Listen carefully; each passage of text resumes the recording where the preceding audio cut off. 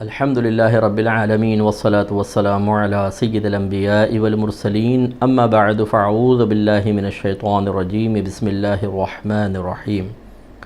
الحمدللہ آج 11ویں سپارے سے آغاز ہوا اور 12ویں کے ربع تک یعنی سوا سپارہ یہ ہوا ہے، اور آج جو صورتیں پڑھی گئیں وہ سورہ توبہ کا کچھ حصہ تھا جو کل بھی شامل رہا، اور اس کے بعد سورہ یونس پوری اور سورہ ہود کا بھی تھوڑا سا حصہ شامل ہوا۔ خلاصہ قرآن میں مطلب اسلوب قائم کرنا بہت ضروری ہوتا ہے۔ اگر ہم پوری تفصیل میں جائیں کہ اس میں یہ ہے تو صرف ایک تعارفی بیان تو ہو سکتا ہے کہ آپ کو یہ پتہ چل جائے کہ اس حصہ قرآن میں اس سوا سپارے میں یہ چیز بیان ہوئی، لیکن اس سے کیا درس حاصل ہوا اس کا پھر ٹائم بچے گا نہیں۔ اس لیے ہم بہتر سمجھتے ہیں کہ کچھ آیات کا انتخاب کرنے کے بعد اسے خلاصہ قرآن کا گویا کہ نام دے دیں کہ آج جو کچھ پڑھا گیا اس کی مرکزی چیزیں یہ ہیں اور ان پر ہم توجہ کر لیں۔ ویسے تو یہ حقیقت ہے کہ قرآن کی ہر آیت پر ہم جیسے لوگ میں جیسے 30 سال سے کام کر رہا ہوں،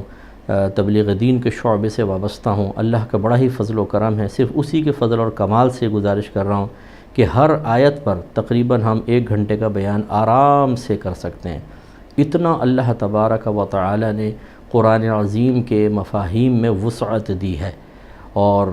اس سے بھی زیادہ ہو سکتا ہے، لیکن ایک میں بات آپ کو سمجھا رہا ہوں کہ اس مختصر سے وقت میں اگر ہم بہت زیادہ تفصیل کی طرف جائیں تو کچھ بھی حاصل نہیں ہوگا، اور ہم یہ چاہتے ہیں کہ جب آپ اپنا قیمتی وقت نکال کر کچھ دیر تشریف فرما ہوتے ہیں تو کچھ نہ کچھ سیکھ کر جائیں، ایک نئی سوچ، ایک نئی فکر، ایک طبیعت میں تھوڑا بہت چاہے انقلاب، اور آدمی سابقہ اپنی کوتاہیوں پر نگاہ کرے، مستقبل کے اچھے ارادے قائم کرے، ان سب کا ثواب ملے گا اور ان سب سے کوئی نہ کوئی نتیجہ مرتب ہوتا ہے۔ تو سورہ توبہ چل رہی ہے، 99 نمبر آیت ہے۔ اللہ تبارک و تعالی بلکہ 100ویں آیت ہے۔ اس میں اللہ تبارک و تعالی نے صحابہ کرام علیہم رضوان کے بارے میں اپنی محبت، اپنے پیار اور رضا کا اعلان فرمایا ہے۔ اللہ تعالیٰ فرماتا ہے وَالسَّابِقُونَ الْأَوَّلُونَ مِنَ الْمُهَاجِرِينَ وَالْأَنصَارِ، اور پہلے والے، سابق جو سبقت لے جانے والے پہلے مہاجرین میں سے اور انصار میں سے، وَالَّذِينَ اتَّبَعُوهُمْ بِإِحْسَانٍ، اور وہ لوگ جو ان کے پیروکار ہوئے اخلاص کے ساتھ، اور رضی اللہ عنہم ورضوا عنہ، اللہ تعالیٰ ان سے راضی ہو گیا اور وہ اللہ سے راضی ہو گئے۔ اعد لہم، تیار کی ہے اللہ تعالیٰ نے ان کے لیے، جنات، جنت اور اس کو عام اس میں مفہوم میں لیں تو باغات، تیار کی ہیں اللہ تعالیٰ نے ان کے لیے باغات، تجری تحتہا الانہار، بہتی ہیں، جاری ہوتی ہیں ان کے نیچے سے نہریں، خالدین فیہا ابداً، وہ اس میں ہمیشہ ہمیشہ رہیں گے، ذالک الفوز العظیم، یہ ہی بڑی کامیابی ہے۔ اس میں چند باتیں بہت پیاری بات پتہ چلی۔ ایک یہ کہ صحابی کسے کہتے ہیں، پہلے اس کو سمجھ لیجئے کہ جس شخص نے حالت ایمان میں نبی کریم صلی اللہ علیہ وسلم کو اپنی ظاہری آنکھوں سے دیکھا یا آپ کی صحبت اختیار کی، اور پھر اس شخص کا حالت ایمان میں ہی انتقال ہو گیا، اسے صحابی کہتے ہیں۔ اس کا مطلب یہ ہوا کہ اگر کسی نے خواب میں نبی کریم کو دیکھا تو وہ صحابی نہیں ہوگا، جاگتی یعنی اپنی ظاہری آنکھوں سے دیکھا ہو اور سرکار کی، یا پھر صحبت اختیار کی ہو۔ یہ صحبت اختیار کرنے کا اس لیے کہتے ہیں کہ کچھ نابینا صحابہ بھی تھے کہ جو سرکار کو اپنی ظاہری آنکھوں سے نہ دیکھ سکے لیکن آپ کی صحبت اختیار کی۔ پھر حالت ایمان کی قید ہے، دیکھتے ہوئے بھی، اور اس کے بعد وفات تک وہ حالت ایمان پر قائم رہے ہوں۔ لہٰذا اگر کسی نے حالت کفر میں نبی کریم صلی اللہ علیہ وسلم کو اپنی ظاہری آنکھوں سے دیکھا اور پھر وہ ایمان وغیرہ نہ لایا تو وہ صحابی نہیں بن سکتا، وہ تو مسلمان بھی نہیں ہے۔ اور اسی طرح اگر بالفرض کسی نے نبی کریم صلی اللہ علیہ وسلم کو دیکھا اور پھر حالت ایمان پر اس کا خاتمہ نہ ہوا بلکہ وہ ایمان سے پھر گیا تو وہ بھی صحابی نہیں ہوگا۔ اب صحابہ کرام کے 3 بڑے گروہوں کا یہاں ذکر ہوا، ایک مہاجرین، دوسرے انصار، تیسرے جو ان کے پیروکار ہوئے۔ مہاجرین تو وہ ہیں جنہوں نے ہجرت کی اور مکے سے مدینہ تشریف لائے، یا ذو ہجرتین تھے کہ پہلے حبشہ سے پھر مدینہ منورہ تشریف لائے، اور دوسرے انصار، یہ مدنی صحابہ تھے جنہوں نے بڑی جرأت ہمت کے ساتھ رحمت کونین صلی اللہ علیہ وسلم کی خدمت میں گزارشات پیش کیں کہ آپ مکے سے ہمارے پاس تشریف لائیں، ہم آپ کو جگہ بھی دیں گے، دینے والا تو اللہ تعالیٰ ہے لیکن ظاہری اعتبار سے، اور ہم آپ کا بالکل ساتھ دیں گے۔ تو رحمت کونین پھر مدینے میں ان کے پاس تشریف لائے، یہ انصار صحابہ، اور پھر جو اخلاص کے ساتھ ان کے پیروکار ہوئے، یعنی اس کے بعد پھر فتوحات کا سلسلہ ہوا، بہت سے لوگ اس کے بعد ایمان لائے، خصوصاً فتح مکہ کے بعد ایمان لانے والے، اور انہوں نے نبی کریم کو دیکھا، پھر حالت ایمان میں ہی ان کا انتقال ہوا، اگرچہ ان کو بہت ہی کم نبی کریم صلی اللہ علیہ وسلم کی صحبت حاصل ہوئی، لیکن بہرحال وہ صحابہ ہوئے۔ ان سب کا ذکر اللہ نے فرمایا تاکہ ہمارے ذہن میں یہ نہ ہو کہ شاید صرف مہاجر صحابہ کی کوئی فضیلت، مہاجر صحابہ کی فضیلت ہے، یا انصار صحابہ کی، یا فتح مکہ سے پہلے والوں کی، فتح مکہ کے بعد تو اسلام کو بہت ہی زیادہ عروج حاصل ہوا۔ نہیں، اللہ تبارک و تعالیٰ نے سب سے وعدہ فرمایا، کس چیز کا؟ رضی اللہ عنہم ورضوا عنہ، اللہ تعالیٰ ان سے راضی اور وہ اللہ سے راضی ہوئے۔ اب یہ دیکھیے کہ اللہ تبارک و تعالیٰ کی ذات جیسے قدیم ہے، قدیم اس ذات کو کہتے ہیں جس پر کبھی نہ ہونا وارد نہ ہوا ہو، یعنی جو ہمیشہ سے ہے۔ یہ نہیں کہہ سکتے اللہ تعالیٰ ایک وقت تھا کہ نہیں تھا بعد میں ہوا،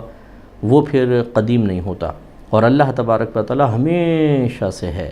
تو اس کا مطلب اللہ قدیم ہے۔ جیسے اللہ تعالیٰ قدیم ہے ایسی اس کی صفات بھی قدیم ہے،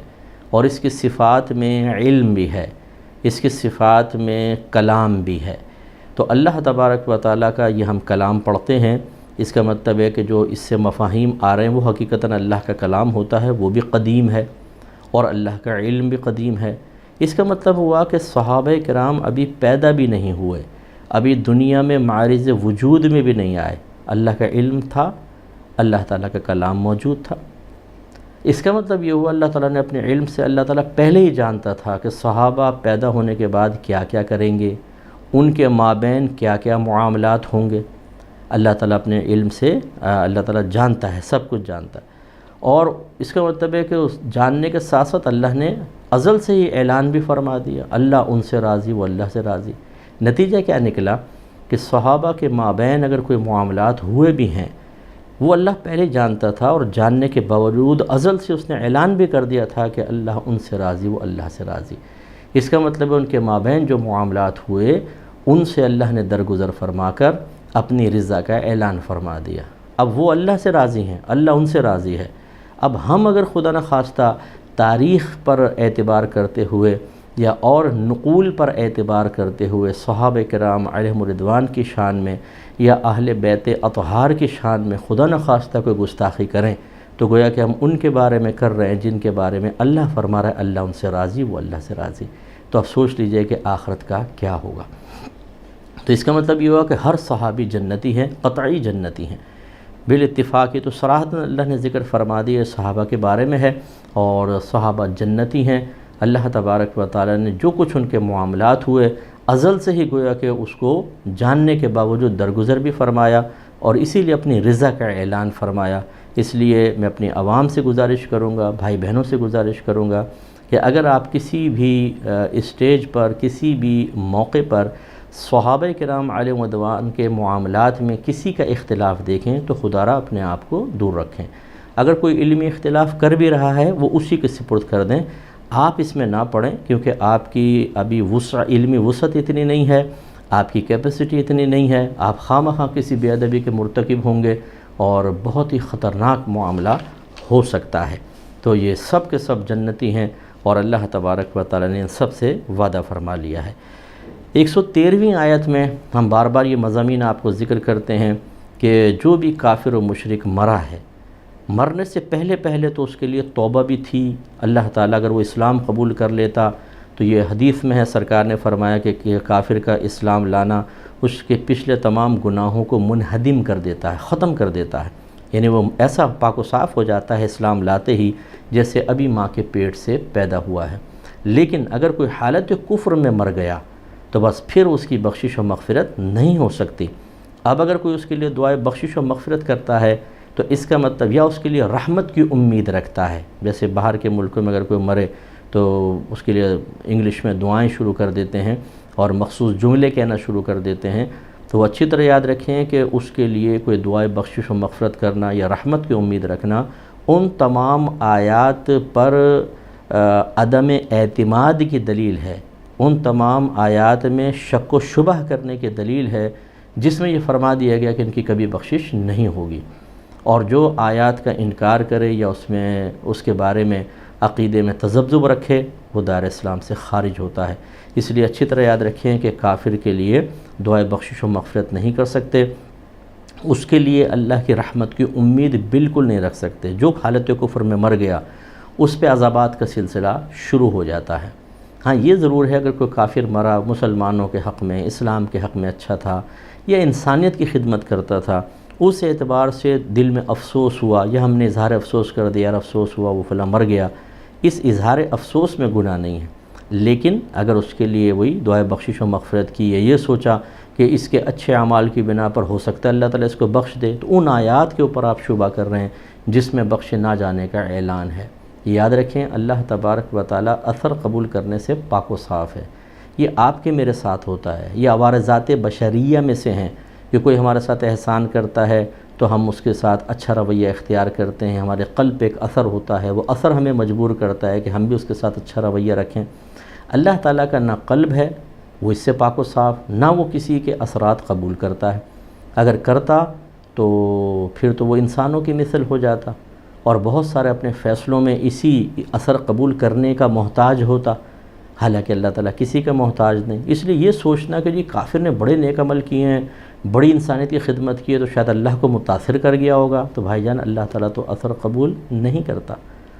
صرف چھوٹی سی مثال سے سمجھا رہا ہوں اسی بات کو۔ 13 سالہ مکی زندگی میں کفار نے ہمارے نبی کریم صلی اللہ علیہ وسلم پر کتنا ظلم کیا۔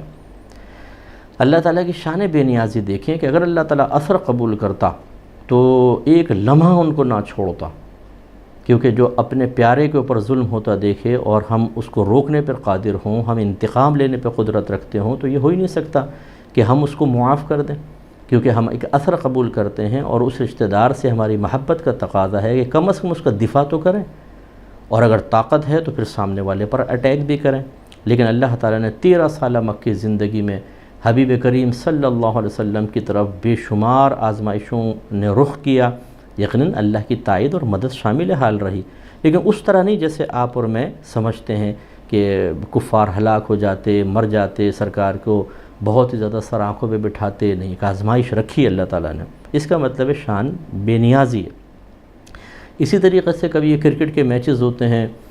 ہمارے پڑوسی ملک کے ساتھ ہمارا میچ ہو رہا ہوتا ہے، وہ لوگ اپنی دعائیں کر رہے ہوتے ہیں اور مندروں پہ وہ جانور چڑھا رہے ہیں اور اپنے جو ان کے پنڈت وغیرہ ہوتے ہیں ان سے دعائیں کروا رہے ہیں، یا ہماری مائیں بہنیں مصلے بچھا کر بیٹھی ہوتی ہیں، ہاتھ اٹھا کے دعائیں کر رہے ہوتے ہیں۔ تو اب اگر اثر اللہ تعالیٰ قبول کرتا تو کس کا کرنا چاہیے تھا آپ بتائیں؟ مسلمان کا، کہ وہ اللہ کے اپنے ہیں، وہ دعائیں کر رہے ہیں، وہ شرک سے بے نیاز ہیں، لیکن نتیجہ کیا نکلتا ہے؟ بعض اوقات سامنے والا جیت جاتا ہے، مسلمان بظاہر ہار جاتے ہیں۔ تو یہ ظاہر کرتا ہے کہ اللہ تعالیٰ اثر قبول نہیں کرتا۔ یہ ہزاروں ایسی مثالیں ہیں لیکن ٹائم کم ہے اس لیے میں نہیں دے پا رہا ہوں۔ تو خلاصہ کلام یہ ہے کہ یہ سوچنا کہ کافر نے اچھے عمل کیے ہیں تو اللہ تعالیٰ نے ضرور اس پہ کرم فرما دیا ہوگا، اللہ تعالیٰ تو اثر قبول کرتا نہیں، اس کے بنائے ہوئے قوانین جو ہیں وہ اٹل ہیں، لہذا جو حالت کفر میں مر گیا وہ ہلاک ہوگا۔ اللہ تعالیٰ فرماتا ہے ما کان للنبی والذین آمنوا، اور نہیں جائز ہے کسی بھی نبی کے لیے اور نہ ان لوگوں کے لیے جو ایمان لائیں، ان یستغفروا للمشرکین، کہ وہ مشرکین کے لیے دعائے بخشش و مغفرت کریں، ولو کانوا اولی قربا، اگرچہ وہ قریبی رشتہ دار ہی کیوں نہ ہوں، من بعد ما تبین لہم، اس کے بعد کہ ان مسلمانوں پہ ظاہر ہو چکا کہ انہم اصحاب الجحیم، کہ بے شک وہ مرنے والے کافر جہنمی ہیں۔ تو جب ہمارے نبی نے اور قرآن نے بتا دیا کہ جو حالت کفر میں مرے گا جہنمی، ہمیں معلوم ہے، تو پھر منع کر دیا، نبی تک کو منع کیا ہے کہ وہ ان کے لیے دعائے بخشش و مغفرت نہیں کر سکتا ہے۔ امید ہے آپ بات سمجھے ہوں گے۔ اس کے بعد اللہ تعالیٰ نے 119ویں آیت میں ہمیں تقوی اختیار کرنے اور اچھوں کی سچوں کی صحبت اختیار کرنے کا حکم دیا۔ یا ایھا الذین آمنوا اتقوا اللہ، اے ایمان والو تقوی اللہ کا تقوی اختیار کرو یا اللہ سے ڈرو، وَقُونُوا مَعَ الصَّادِقِينَ، اور سچوں کے ساتھ ہو جاؤ۔ تو ایک تو ہمیں اللہ سے ڈرنا چاہیے، تقوی اختیار کرنا چاہیے، یعنی اپنے آپ کو ہر صغیرہ کبیرہ ظاہری باطنی گناہ سے بچنا چاہیے، یہ ہم پر فرض ہے کیونکہ امر آیا ہے، اللہ نے حکم فرمایا ہے۔ اس سے وہ ہمارے بھائی بہن ذرا درس حاصل کریں کہ جب انہیں آخرت سے ڈرایا جائے، موت کو خوف دلانے کی کوشش کی جائے، عذابات قبر کے بارے میں بتایا جائے، عذاب جہنم کے بارے میں ذکر کیا جائے، میدان محشر کی ذلت و رسوائی کا بیان کیا جائے، تو وہ بڑی ڈٹائی سے کہتے ہیں ارے بھائی ہم نہیں ڈرتے، تم اس سے ڈرو، ہمیں کوئی پرواہ نہیں ہے، دیکھ لیں گے بعد میں جا کر۔ یاد رکھیں اللہ کے عذاب سے بے خوفی کا اظہار کرنا، اس کو فقہاء نے کفر لکھا ہے۔ تو جو ہمارے بھائی بہن ایسا کبھی کر چکے ہیں انہیں اللہ کی بارگاہ میں فوراً سے پیشتر توبہ کرنی چاہیے، تجدید ایمان کریں، تجدید نکاح کریں۔ دوسرا اللہ نے فرمایا کہ سچوں کے ساتھ ہو جاؤ، اس کا مطلب ہے کہ سچے بہت اچھے ہوتے ہیں، تو سچوں کے ساتھ کیوں ہو جاؤ؟ تاکہ تم بھی سچے ہو جاؤ۔ اس کا مطلب ہے ہمیں سچا بننا چاہیے۔ اچھا سچا مطلب یہ نہیں کہ ہم زبان سے خالی سچے کریں، مراد ہیں اچھے لوگ، زبان سے سچ بولتے ہوں، اللہ کی تصدیق کرتے ہوں، رسول کی احکام شرع پر عامل ہوں، ان کے ساتھ ہو جاؤ۔ اس کا مطلب یہ ہوا، یہ چونکہ قرآن عظیم قیامت تک کے لیے نازل ہوا تو ہر زمانے کے لوگوں سے یہ آیت خطاب کرے گی، سچوں کے ساتھ ہو جاؤ، سچوں کے ساتھ ہو جاؤ، سچوں کے ساتھ ہو جاؤ۔ اب اگر سچے ہی نہ ہوں تو کس کے ساتھ ہوں گے؟ پھر تو حکم دینا ہی بالکل عجیب سا ہوگا۔ اگر ایک گلاس میں پانی نہیں اور میں کہوں کہ بھئی پانی پی لو، یا کسی کے ہاتھ پاؤں بندھے ہوئے ہیں اور میں کہوں کہ اٹھ کر وہ ذرا چیز لے آؤ، تو یہ تو عجیب سا ہوگا کہ جب کوئی عاجز ہے اسے حکم دینا۔ اس کا مطلب یہ ہوا کہ قیامت تک ہر دور میں نیک اور صالح اور سچے لوگ ہوتے رہیں گے، اور ان کے ساتھ رہنے کا اللہ نے حکم دیا۔ اب ہمارے وہ بھائی بہن بھی ذرا درس حاصل کر لیں کہ جو اچھے لوگوں کے ساتھ رہنا ہی اپنے لیے بہت بڑی بے عزتی تصور کرتے ہیں، اسکول میں، کالجز میں، یونیورسٹیز میں انہی کو دوست بنائیں گے جو پکا فراڈیا ہوگا، بے نمازی ہوگا، شرارتوں میں ہوگا، اور یا پھر چلو پڑھنے میں ماہر ہوگا، لیکن دیندار کو، داڑھی والا، کوئی نیک پرہیزگار، اس طرح کوئی بچی برقعے والی ہو، وہ تو پھر ہماری لائق نہیں ہے، ہماری مجلس کو خراب ہی کریں گے۔ ایسے خاندانوں کے اندر دیکھ لیں، ان سے ہمارے رابطے ہوتے ہیں جو خراب قسم کے، دیندار گھرانوں سے ہم رابطہ نہیں رکھتے ہیں، ایسی محلوں کے مسائل۔ تو خلاصہ کلام یہ ہے کہ اللہ تعالیٰ تو فرمائے سچوں کے ساتھ ہو جاؤ، اور ہم کہیں کہ نہیں سچوں کے ساتھ نہیں ہونا، کس قدر بری بات ہے، اس پہ ذرا توجہ کیجئے۔ آخری آیت لے لیتے ہیں، 121ویں آیت ہے۔ اللہ تعالیٰ فرماتا ہے وَمَا كَانَ الْمُؤْمِنُونَ لِيَنْفِرُوا كَافَّةً، مومنین سے یہ تو نہیں ہو سکتا کہ وہ سب کے سب نکل جائیں، یعنی علم سیکھنے کے لیے، دین سیکھنے کے لیے سب کے سب نکل جائیں، یہ تو پاسبل نہیں ہے۔ فَلَوْلَا نَفَرَ مِن كُلِّ فِرْقَةٍ مِّنْهُمْ طَائِفَةٌ لِيَتَفَقَّهُوا فِي الدِّينِ وَلِيُنذِرُوا قَوْمَهُمْ إِذَا رَجَعُوا إِلَيْهِمْ لَعَلَّهُمْ يَحْذَرُونَ، تو کیوں نہ ایسا ہو کہ ان میں سے ہر گروہ، جتنے بھی گروہ ہیں، ان میں سے ایک گروہ نکلے تاکہ وہ دین میں سمجھ حاصل کرے، اور پھر جب وہ لوٹے ان لوگوں کی طرف تو اپنی قوم کو ڈرائیں تاکہ وہ پرہیز کریں، تاکہ وہ بچیں نفس و شیطان کی اطاعت سے۔ اس میں حکم شرع ہے کہ ہر خاندان، ہر علاقے سے کم از کم کچھ لوگوں کو چاہیے کہ وہ علم دین سیکھیں، دین میں تفقہ اور سمجھ حاصل کریں، اور پھر آنے کے بعد ان لوگوں کو ڈرائیں کہ جو غافل ہیں۔ اس لیے میں آپ سب سے گزارش کرتا ہوں، خدا را اپنی فیملی میں سے ایک تو کم از کم، دیکھیں ایک تو ہے فرض علوم، وہ تو ہر ایک کو سیکھنے ہوں گے، لیکن عالم اور مفتی کم از کم اپنے خاندان میں سے ایک تو بنائیں، تاکہ وہ علم حاصل کر کے عالم دین بن کے، مفتی بن کر، یا عالمہ اور مفتیہ بن کر پھر اپنے خاندان والوں کو ڈر سنائیں، انہیں نیکی کا حکم کریں، انہیں برائی سے روکیں، انہیں دین کی طرف مائل کریں، اور بروز قیامت اس ایک کی شفاعت سے پورا کا پورا خاندان بخشا جائے۔ کیونکہ نبی کریم صلی اللہ علیہ وسلم ارشاد فرماتے ہیں کہ بروز قیامت شہداء اور علماء کو بلایا جائے گا، شہداء سے کہا جائے گا آپ جنت میں جائیں، اور علماء سے کہا جائے گا ٹھہر جائیں اور لوگوں کی شفاعت کریں۔ اس لیے میں تو گزارش کرتا ہوں کہ آپ خود بھی عالم بنیں، عالمہ بنیں، مفتی بنیں، مفتیہ بنیں، یہ کوئی مشکل نہیں ہے۔ الحمدللہ ہمارے ہاں الفرقان اسکالرز اکیڈمی میں نے سنڈے کورس ایک شروع کیا ہے، 8 سال کا کورس، 2 سے 5 3 گھنٹے کی کلاس، اس میں عالم اور مفتی بنتے ہیں لوگ اور بن رہے ہیں، اور اس میں دینی طالب علم کا داخلہ بنا ہے۔ صرف engineer, doctor, professor, bankers, job کرنے والے یا ہاؤس وائفس آتی ہیں، اور ماشاءاللہ اب ان کا 4تھا سال ختم ہوا ہے، 5واں سال چل رہا ہے، 5واں سال اونلی سنڈے 3 گھنٹے کی کلاس، عالم مفتی بن رہا ہے۔ پھر 4تھے سال کی کلاس ہے، پھر تیسرا سال، پھر دوسرا سال، پھر پہلا سال۔ تو اب ماشاءاللہ یہ 5ویں سال میں آئیں گے تو پیچھے 4 کلاسیں، اور اگلے سال یہ 6ٹھے سال میں آئیں گے تو پھر 6 کلاسیں ہو جائیں گے ٹوٹل۔ تو یہ ماشاءاللہ دیکھیں وہی لوگ جو سارا ہفتے اپنا مصروف رہتے ہیں، ایک دن آ کے لیکن عالم دین بن رہے ہیں۔ اس کے علاوہ پھر ہمارے مارننگ میں 4 گھنٹے کا پورا درس نظامی اور عالم کورس، پھر یعنی 4 گھنٹے روزانہ پڑھاتے ہیں، وہ 6 سال کا ہے۔ اسی طرح نائٹ میں 6 سال کا ہوتا ہے کیونکہ ڈیوریشن زیادہ ہے۔ تو میں آپ سب سے گزارش کرتا ہوں کہ جو قریب رہنے والے ہیں ہماری اکیڈمی میں ایڈمیشن لیں، عالم بنیں، مفتی بنیں۔ آپ انجینئر ہیں، ڈاکٹر ہیں، پروفیسر ہیں، آپ عالم عالمہ بن سکتے ہیں، کوئی مشکل نہیں ہے۔ اور جو یہاں نہیں آ سکتے وہ ہم سے آن لائن پڑھیں۔ ابھی ہم مطلب میں خود نہیں پڑھاتا ہوں، لیکن جو ہماری اکیڈمی سے ٹیچرز فارغ ہوتے ہیں، میل اینڈ فیمیل، وہ الحمدللہ پڑھاتے ہیں۔ آپ مجھ سے کانٹیکٹ کریں، میں آپ کو ٹیچرز کا رابطہ کروا دوں گا، آپ ان سے ٹائم وغیرہ لے کر کلاس ڈیوریشن اور ویک میں کتنے ڈیز آپ کو پڑھنا ہے، پہلے فرض علوم پڑھ لیں، یہ میرا مشورہ ہے، تاکہ فرض عین آپ کو حاصل ہو، پھر باقاعدہ عالم اور مفتی بننے کی طرف آ جائیں۔ اگر ہم نہیں کریں گے، اللہ کا یہ حکم کوئی حکمت سے خالی کوئی ہے، تو پھر یاد رکھیں جہالت سے نہ ہم خود بچ سکیں گے، نہ ہمارا گھر بچ سکے گا، سب تباہ ہو جائے گا۔ اللہ تعالیٰ عمل کی توفیق عطا فرمائے۔ دعا کر لیتے ہیں، اور دعا سے پہلے حسب سابق میری کتاب قرب الہی خدا را آپ خود پڑھیں اور دوسروں تک اس کو پہنچائیں۔ جتنے آپ کے واٹس ایپ گروپس ہیں اور دیگر آپ کے سورسز ہیں، سب جگہ اس پیغام کو پہنچائیں۔ ہمارے آفیشیل پیج سے آپ وہاں پوسٹ اٹھا لیں، اس کا جو مطلب اس پہ میری پکچر بھی ہے ایک، اور قرب الہی کا تعارف ہے، تھوڑا سا وہ اٹھائیے اور لوگوں کو بھیجیے، شعور بیدار کریں اس جہاد میں، جہالت کو ختم کرنے اور جعلی اور دھوکے باز لوگوں سے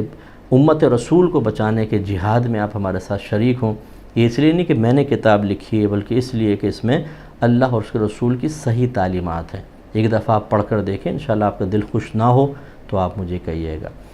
دعا کریں۔ بسم اللہ الرحمن الرحیم، الحمدللہ رب العالمین والصلاة والسلام علی سید الانبیاء والمرسلین، یا ارحم الراحمین یا ارحم الراحمین یا ارحم الراحمین۔ اے مالک مولا، ہم سب کا اس خلاصہ قرآن میں شرکت کرنا اپنی بارگاہ ہمیں قبول و منظور فرما لے۔ اے اللہ تعالیٰ، جو اپنا قیمتی وقت نکال کر ہمارے اس درس میں بیٹھ رہا ہے، اللہ تعالیٰ ان سب کی بخشش و مغفرت فرما دے، ان کے درجات کو بلند فرما۔ بتقاضائے بشریت سابقہ زندگی میں گناہ اور خطا سے زد ہوئے ہوں تو معاف فرما دے۔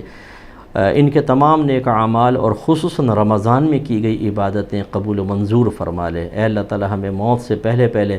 اپنی قبر کو جنت کے باغوں میں سے ایک باغ بنانے والے اعمال پر استقامت عطا فرما، اپنی قبر کو جہنم کے گڑھوں میں سے گڑھا بنانے والے اعمال چھوڑ دینے کی توفیق و ہمت عطا فرما دے۔ اے مالک مولا، ہمارے گھروں میں پیار، محبت، الفت، اتحاد و اتفاق کا ماحول بنا دے، سکون عطا فرما، بڑوں کا ادب کرنے کی توفیق عطا فرما، بچوں کے ساتھ شفقت سے پیش آنے کی توفیق عطا فرما۔ اے اللہ تعالیٰ، خصوصاً ہماری اولاد کو ہماری آنکھوں کے ٹھنڈک بنا کر رکھ، انہیں ہر قسم کی گستاخی، گستاخان رسول، بد مذہبوں، کردار کی برائی، گفتار کی برائی، ہر قسم کی خطا سے محفوظ فرما دے، انہیں نیک اعمال کر کے ہمارے لیے بہت بڑا ثواب جاریہ بننے کی توفیق عطا فرما۔ اے اللہ تعالیٰ، ہمارے تمام بھائی بہنوں کی ہر جائز دعا کو اپنی بارگاہ میں قبول و منظور فرما لے، ہر جائز تمنا پوری فرما دے، ہر جائز مقصد میں عافیت کے ساتھ کامیابی عطا فرما۔ خصوصی دعا فرمائے ان لوگوں کے لیے جو ہماری الفرقان اسکالرز اکیڈمی سے مالی تعاون عرصہ دراز سے کر رہے ہیں، آج دفعہ بھی کیا اور بہت سے اس دفعہ سے ہی کرنا شروع ہوئے ہیں۔ اللہ تعالیٰ ان سب کے صدقات کو، ان سب کی خدمت کو اپنی بارگاہ میں قبول و منظور فرما لے، اس خدمت کو ان کی نجات اور بخشش کا ذریعہ بنا دے، درجات کی بلندی کا سبب بنا دے، گناہوں کا کفارہ بنا دے، نیکیوں میں اضافے کا سبب بنا دے۔ اے مالک مولا، اس کی برکت سے ان کے گھروں میں برکت عطا فرما، ان کو اتنا مزید عطا فرما جو ان کی ضروریات کے لیے بآسانی کافی ہو جائے، انہیں زوال عزت سے محفوظ فرما دے۔ اے مالک مولا، انہیں دنیا اور آخرت میں اس کا وہ بدلہ عطا فرما جو ان پر ظاہر ہو جائے کہ یہ ہماری ان خدمات کا بدلہ ہے میرے مالک و مولا، تاکہ ان کے دل میں خوشی پیدا ہو، تاکہ یہ اور زیادہ دوسروں کو بھی ترغیب دے کر دین کی خدمت کے لیے مائل کرنے کی کوشش کریں۔ اے مالک و مولا، ہم سب کی تمام خدمات اپنی بارگاہ میں قبول و منظور فرما لے۔ جس طرح ہم سب یہاں جمع ہوئے جنت الفردوس میں اپنے حبیب کریم صلی اللہ علیہ وسلم کے مبارک قدموں میں دائمی طور پہ جمع ہونے کی توفیق عطا فرمانا۔ اے اللہ تعالی ہماری یہ دعائیں ہر مسلمان بھائی، ہر مسلمان بہن کے حق میں بھی قبول و منظور فرما لے۔ صلی اللہ تعالی علی خیر خلقہ و نور عرشہ سیدنا و مولانا محمد وعلی آلہ وصحبہ اجمعین برحمتک یا ارحم الراحمین۔